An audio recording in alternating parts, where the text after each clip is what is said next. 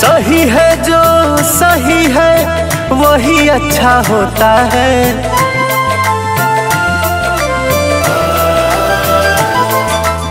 अपनों की जो कद्र करे वो साथी सच्चा होता है। सही है जो सही है वही अच्छा होता है।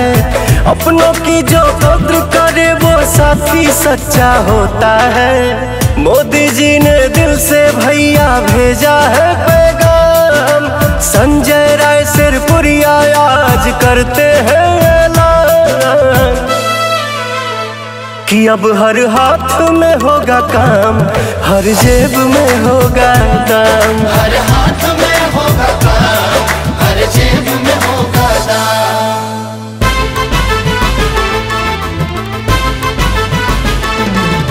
सारे जहां से अच्छा हिंदुस्तान हमारा।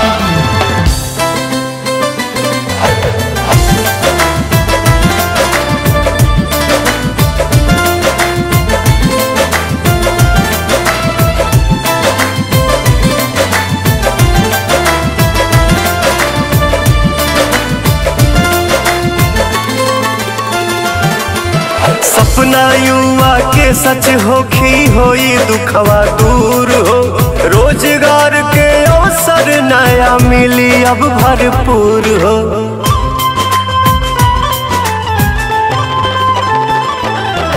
सपना युवा के सच होखी होई दुखवा दूर हो।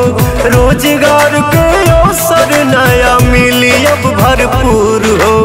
भैया नहीं रुकले संकट आइल बड़ी तमाम, जन जन के मन जनले बाणे सोच के हमारी सलाम कि अब हर हाथ में होगा काम, हर जेब में होगा दाम। हर हाथ में होगा काम, हर जेब में होगा दाम।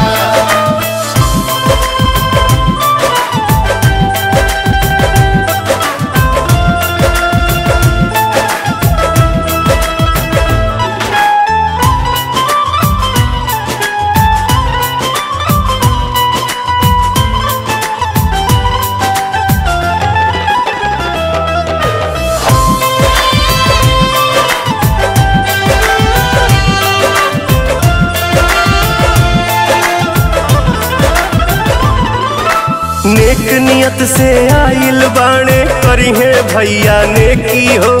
परिवर्तन के नया दौर गाजीपुर अब देखी हो।